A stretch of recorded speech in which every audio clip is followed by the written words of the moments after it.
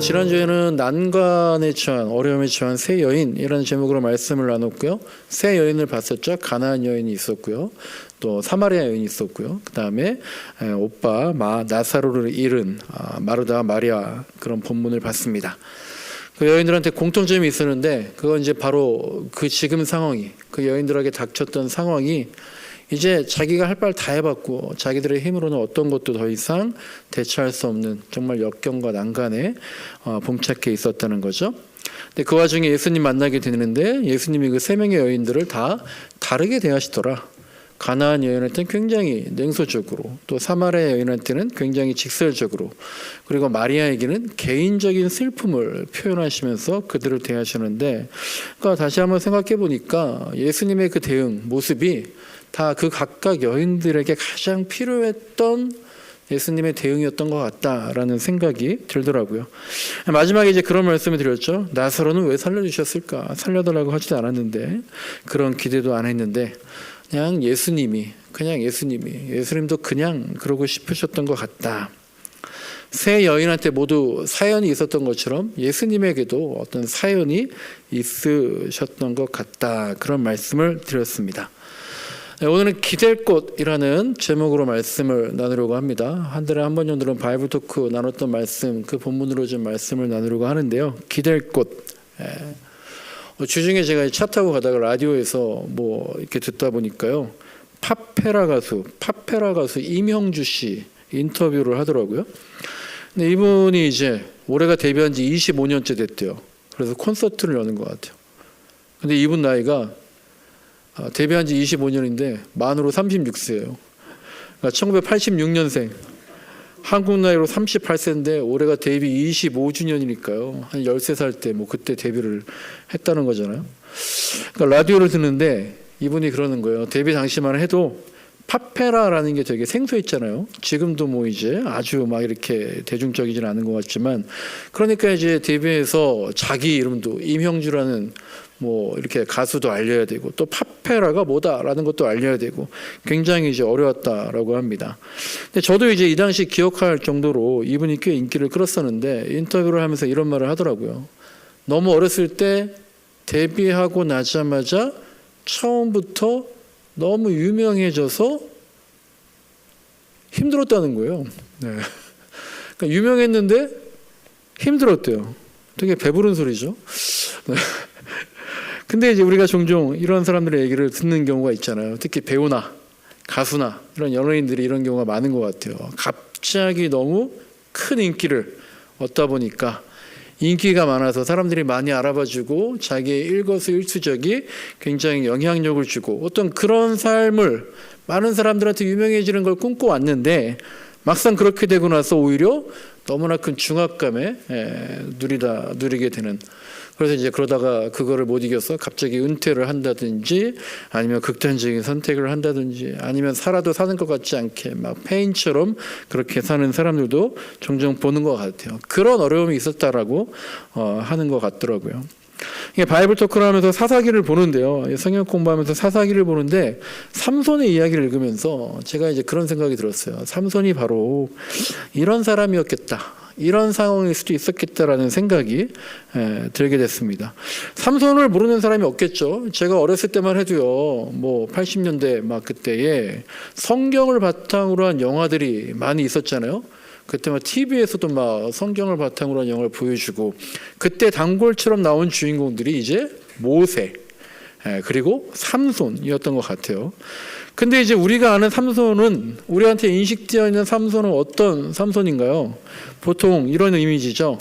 불량한 사람, 한량, 건달 같은 사람, 힘은 셌는데 머리는 없는 사람, 여자를 밝혔던 사람, 사사인데 경건하지 못했던 사람, 그래서 결국 벌을 받았고 죽기 전에야 겨우 하나님께 회개하고 자신의 소임을 다했던 그런 이미지가 있는 것 같죠.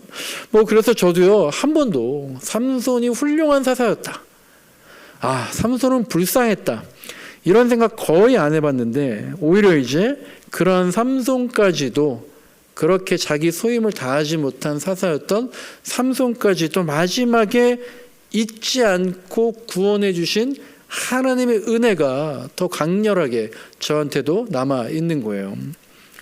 그런데 저도 이제 50줄에 들어서 그런지 이번에 이제 삼손 이야기를 읽다 보니까요, 굉장히 센티한 감정으로 이 삼손을 다시 보게 됐는데, 또 이제 그러면서 바이블 토크를 하다가 어떤 분들이 그러는 거예요.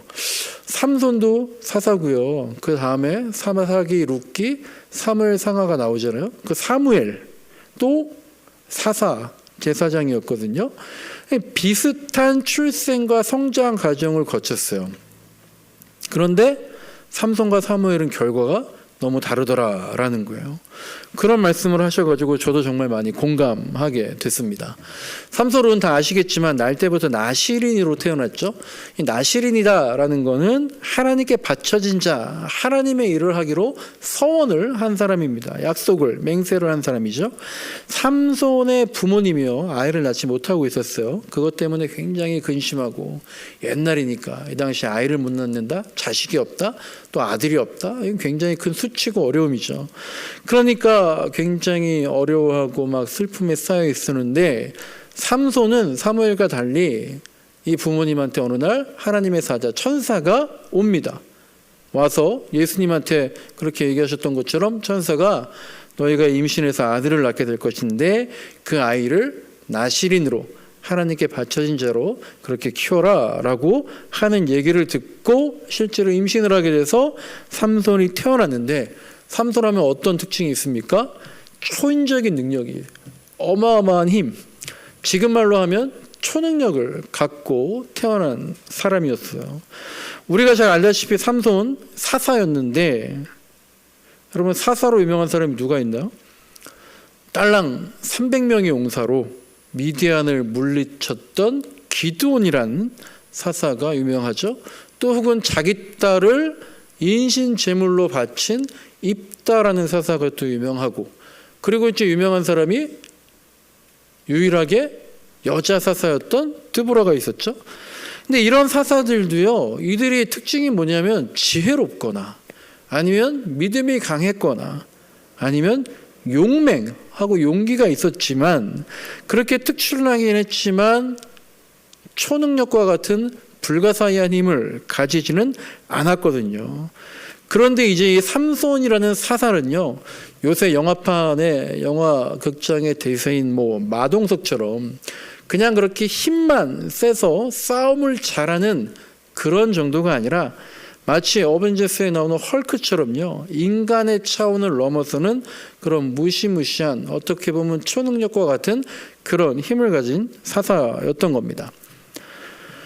그런데 이제 삼손이 태어나기 전부터요, 네가, 이 아들이 태어날 자가 이스라엘을 구원할 거다라는 예언을 듣고 어떻게 그렇게 사사가 될 운명이었는데, 아마 본인도 이번에 쭉 읽다 보니까 부모도 삼손도 자기한테 그렇게 불가사의한 힘이, 초능력이 있다는 것은 인지하지 못하고 있었던 것 같아요.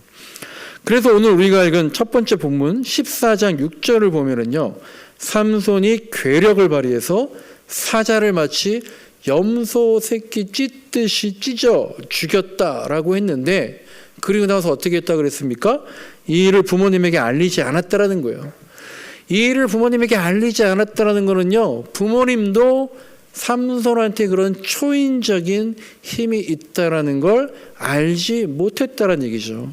그리고 삼손도 이제 여태까지 어려서부터 나시린으로 양육받았지만 성인이 되어서 지금 막 나한테 이렇게 큰 힘이, 능력이 있었구나 처음 알게 되었던 것 같아요.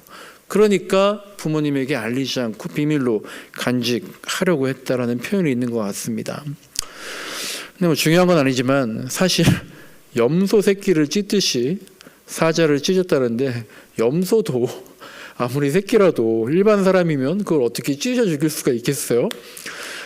다만 여기서 말하는 거는 염소는 좀 반항을 해도 사자처럼 사람을 물어뜯는 그런 동물은 아닌데, 사자는 잘못하면 사람이 물어뜯길 수 있는 그런 거고, 또 그런 염소 새끼랑 비교해서 이 사자는 어린 사자라고, 근데 개역개정엔 제가 아까 읽은 것처럼 젊은 사자라고 나와 있거든요. 그만큼 한창 맹수 기질이 큰 동물이라는 거 강조하려다가 보니까 이 사자랑 염소 새끼를 대비해서 설명하고 있는 것 같은 거죠. 어쨌든 지금 삼손이 이렇게 자신의 능력을 처음 보고서는 그 놀라움을 부모님께 말도 못하고 자기만의 비밀로 간직을 하고 있는데요.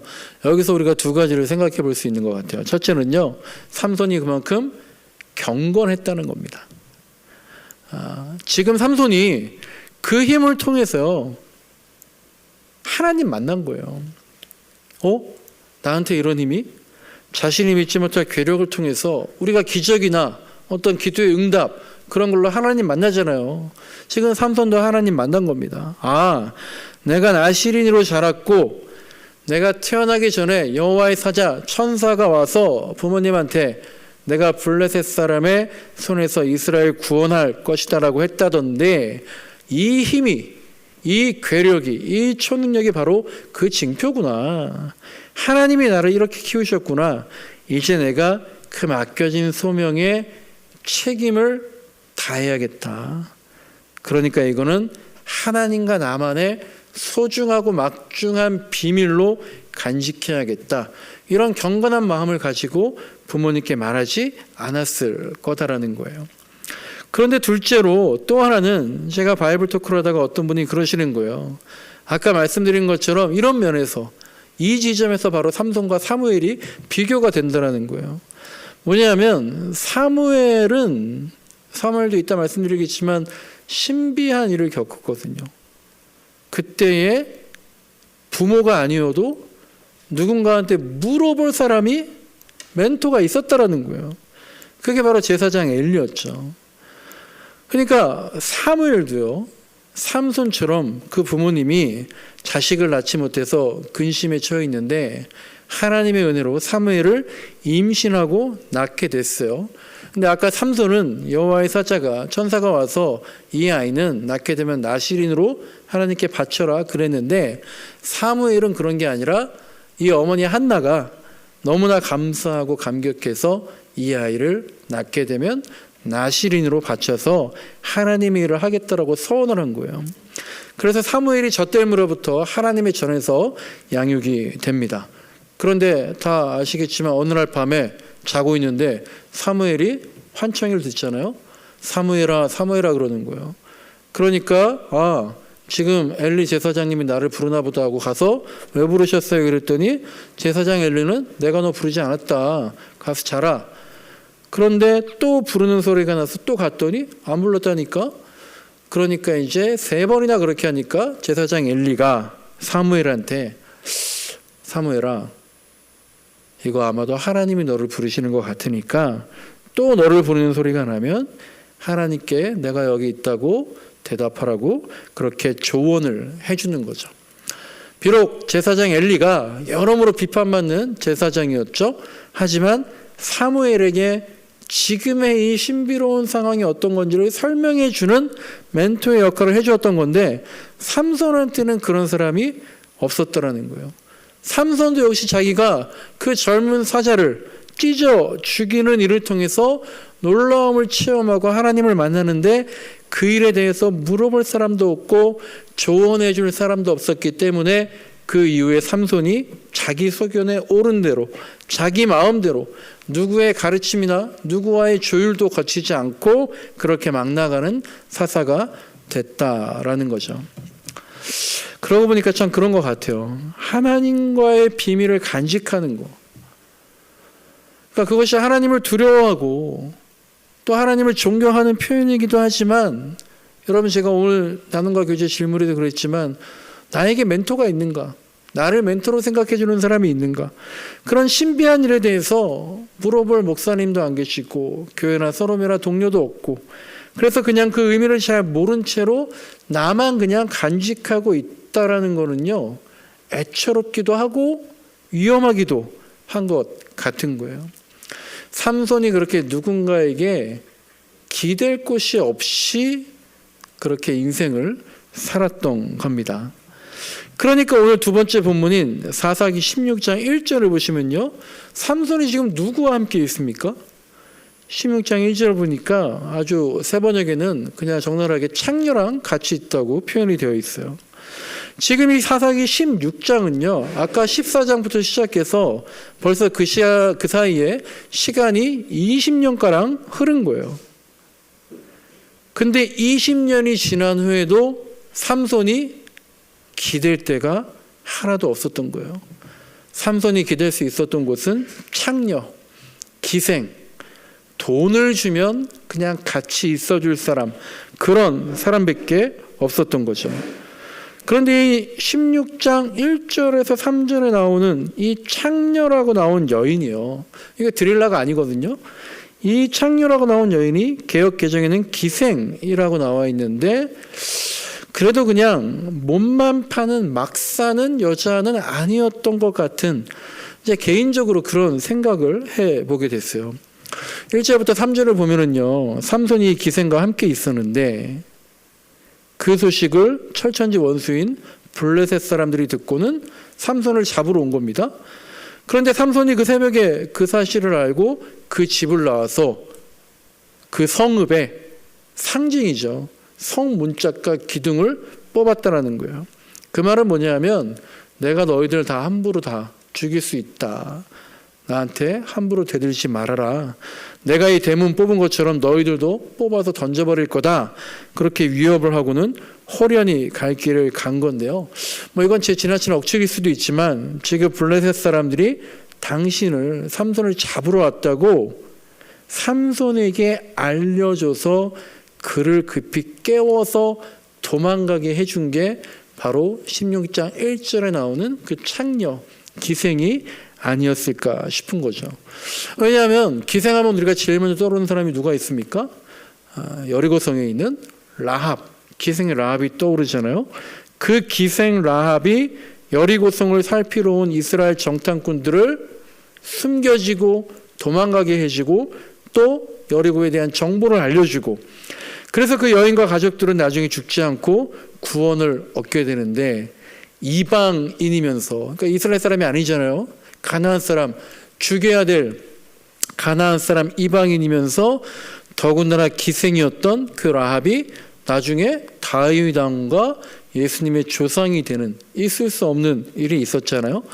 그러니까 이 기생은, 그 여리고성에 사는 기생은 사실은 그냥 몸을 파는 창녀가 아니라 당시 이방인의 제사장 역할을 했던 사람이다, 위치가 있었던 사람이다, 그런 해석도 나오는데, 그런 말씀이 있어서 그런지 여기 그냥 사사기 16장 1절에 한 단어로 나오는, 이름도 소개되어 있지 않는 그 기생 역시 그냥 몸을 파는 창녀라기보다는, 사실 그 여리고성에 있는 기생, 그리고 여기 나오는 기생, 히브리어 단어가 다 똑같거든요. 그러니까 이 여인 역시 삼손과 사연이 있었던, 삼손이 기댈 수 있는 그런 여인이 아니었을까, 그런 상상도 좀 해보게 되었습니다. 물론 삼손이 아무리 기댈 곳이 없어도 당연히 하나님께 기대야죠. 하나님께 기대서, 하나님께 의지해서 그렇게 해야지, 자신을 아무데나 기대면 안 되겠지만, 한번 생각해 보세요. 삼손을 나라고 생각해 보세요. 따지고 보면 그럽니다. 우리가 지금 기댈 곳이 없어서 너무 힘들어요. 외로워요. 감당이 안 돼요. 기댈 곳이 없어서 이런 식으로 여인을 찾아간다? 혹은 이런 식으로 남자를 찾아간다? 그러면 굉장히 위험하고 옳지 못한 일이지만, 대신에 또 우리가 하나님께만 기대고 하나님만 의지하는 게 아니라 돈에 기대고, 직장에 의지하고, 인맥에 기대고, 내 능력을 의지하고, 그러면 사실 여자나 남자한테 기대건 돈에 기대건 하나님을 의지하지 않는 것은 매 일반이기도 하다라는 경각심을 가지면서 신앙 생활을 해야 될 것입니다. 어쨌든 삼손이 이런 과정을 거치면서요, 이제 그 유명한 드릴라라고 하는 또 다른 여인에게 기대는 장면이 사사기 16장 4절부터 이어집니다. 근데 이번에 보니까 제가 새로 알게 된 건데, 드릴라는 기생이 아니었어요. 여인이라고 소개가 되어 있더라고요. 아까 16장 1절에서 만난 기생은요, 가사에 갔다가 좀 우연하게 만난 그런 뉘앙스를 가지고 있다면, 이 16장 4절에서 드릴라를 소개할 때 이 여인은 삼손이 사랑했던 여자다라고 소개가 되어 있어요. 삼손은요 그냥 계속해서 기댈 곳을 찾고 있었던 것 같습니다. 삼손이 스스로 내가 나시리는 거 감당할 수 있겠어. 사사도 감당할 수 있겠어. 그런데 이 신비한 능력, 하나님이 주신 은사, 그거 감당하기 너무 힘들었을 수도 있을 것 같아요. 그러니까 한번 생각해 보니까 그렇더라고요. 어벤져스 영화들을 쭉 보면 스파이더맨도 그랬던 것 같아요. 자기한테 갑자기 초능력이 막 거미줄이 나가고 막 뛰어다니고, 그거를 알게 됐을 때 그걸 가족에게도 누구에게도 처음에 말하지 못하죠.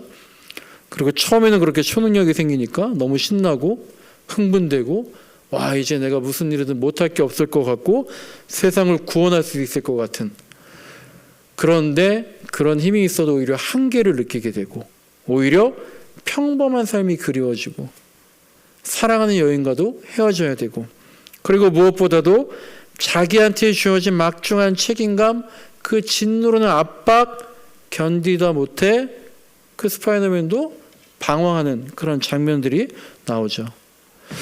그러니까요, 누구한테도 말하지 못하고 기댈 수가 없는 어떤 인생, 삼손이 평생 그렇게 살아왔을지도 모르겠다라는 안타까운 마음이 들더라고요.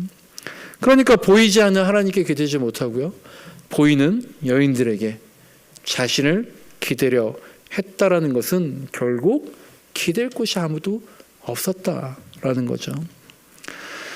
그래도 이 드릴라라는 여인, 우리는 여인을 저도 그냥 간사한 창녀 같은 정도로 인식하고 있었는데, 이 드릴라가 그냥 그런 보통 여인이 아니었을 수도 있어요.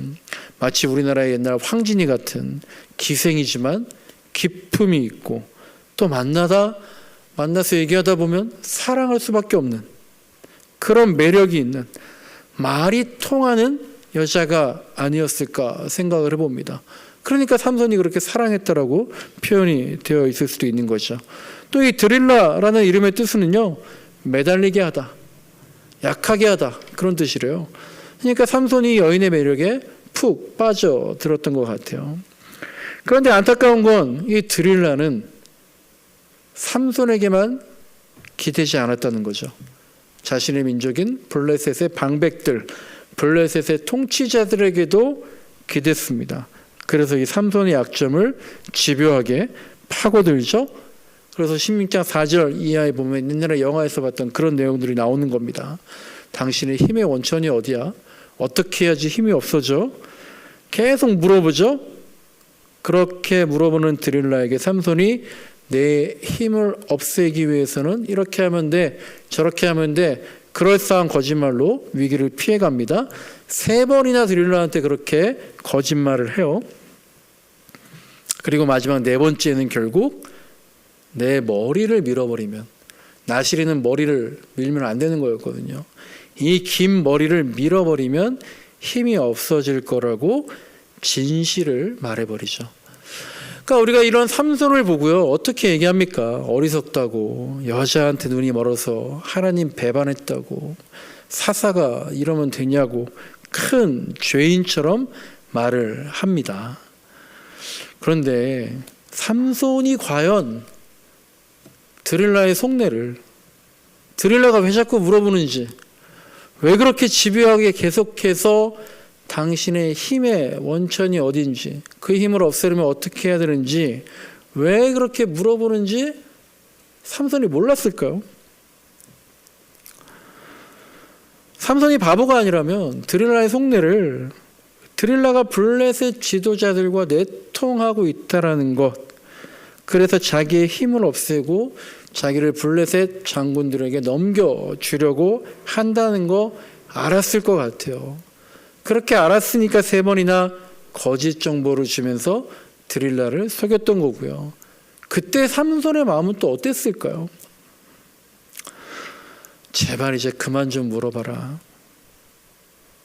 제발 날 버리지 마라. 제발 날 떠나지 마라. 드릴라 당신마저 내 옆에 없다면 나는 더 이상 기댈 곳이 없다. 이런 심정이 아니었을까. 그런데도 또 물어보니까요, 삼손의 마음이 16장 16절에 보면 괴로워서 죽을 지경이 되었다 성경이 나와 있어요. 왜 괴로워서 죽을 지경이었겠어요?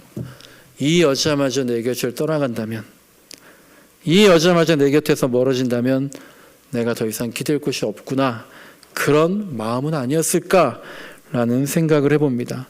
그래서 삼손이 이제 선택합니다. 어떻게 선택합니까? 하나님을 선택했으면 당연히 좋았겠지만 이제 삼손은 자기의 힘을 버리기로, 사사의 짐을 내려놓기로 그녀를, 드릴라를 선택하고 그 여인의 무릎을 베개 삼아서 마지막 밤을 보내고 결국 잡혀가게 되는 거죠. 말씀을 정리합니다. 우리가 많이 들어서 알고 있듯이 결국 삼손은요, 블레셋에 끌려가서 어떻게 됩니까? 눈이 뽑히죠. 앞을 못 보는 채로 놋줄에 쇠사슬에 묶여서 맷돌을 돌리고 재롱을 부리라고 하면서, 그럼 또 거기서 재롱을 부리면서 그렇게 모욕적인 말년을 보내게 됩니다. 그러다가 이제 삼손이 마지막으로 기댈 곳을 찾게 됩니다. 그게 뭡니까? 3,000명의 블레셋 사람들이 모여있는 거대한 건물의 지붕을 받치고 있는 두 개의 돌기둥. 평생 기댈 곳이 없었던, 그래서 여인들의 품에 기대어왔던 그가 이제 마지막에 그 차가운 돌기둥에 자신의 팔로 온몸을 기대어, 그 기둥이 바로 마지막에 만난 하나님이었던 거죠. 개역개정 성경을 보면은요, 자신의 손을 붙든 그 소년에게 이 기둥에다가 나를 좀 데려다줘서 나를 의지하게 해달라고 부탁을 합니다. 그런데 새 번역에서는요, 이렇게 얘기하더라고요. 나를 기둥에 데려다 다오. 그 기둥에 좀 기대고 싶다. 이렇게 표현을 해놓고 있습니다. 그 기둥에서 삼손이 하나님께 기도하죠. 한 번만 더 나를 더 마지막으로 강하게 해달라고, 나를 기억해달라고. 그래서 자신이 기댔던 그 기둥을 밀어버리고 블레셋 사람 3,000명을 기댈 곳이 없게 만들어 버리는 겁니다. 여러분, 저나 여러분이나 뭐에 기대어 살고 있는지, 남편이 내 기둥입니까? 아내가 내 안식처입니까? 자녀를 기대하면서 삽니까? 아니면 또 믿을 건 돈밖에 없죠. 우리가 나중에 돼서야 삼손처럼 그 차가운 돌기둥에, 그 하나님인데 차가운 돌기둥에 기대지 말고 좀 더 일찍, 좀 더 따뜻한 하나님의 손길, 하나님의 어깨, 하나님의 가슴, 그곳을 안식처로 내 기댈 곳으로 알아서 살게 되면 우리도 좋겠지만 하나님도 좋지 않겠어요? 하나님이 삼손이 그 기둥에 기대어서 기도했을 때 어떤 심정이었을까요? 왜 이제서야 나한테 기대느냐? 그 기둥을 밀면 너도 죽는다. 그렇게 하나님 눈물 흘리지 않으셨겠어요? 우리가 좀 더 일찍 하나님의 어깨, 무릎에 기대어 사는 신앙의 삶을 살았으면 좋겠습니다. 삼손이 죽어서요, 그의 아버지가 묻혀져 있는 무덤에 같이 묻힙니다. 그 시신을 가족들이 그 아버지 묻혀있는 묘에다가 안치를 합니다. 그의 아버지 이름이 마노아예요. 마노아. 근데 마노아의 뜻은 휴식입니다. 안식입니다. 삼손이 마지막에 무덤에 가서야 정말 모든 걸 기댈 수 있는 안식처를 얻은 것 같은데 그냥 찡한 거죠. 애잔합니다. 안타까운 거죠. 말씀 마칩니다. 기댈 곳, 싸이 아시죠? 가수 싸이의 노래 제목이 기댈 곳이더라고요. 그 노래에서도 기댈 곳이 필요하다고 계속 노래합니다. 우리가 정말 내가 기댈 곳 어디밖에 없겠어요? 하나님밖에 없잖아요. 내가 가까이 갈 곳 어디로 가까이 가야겠어요? 하나님에게 가야 되잖아요. 주님밖에 없다고 고백하고 체험하는, 하나님만 기대고 살아가는 저와 여러분의 삶이 되시길 간절히 소망합니다. 우리 찬양하겠습니다.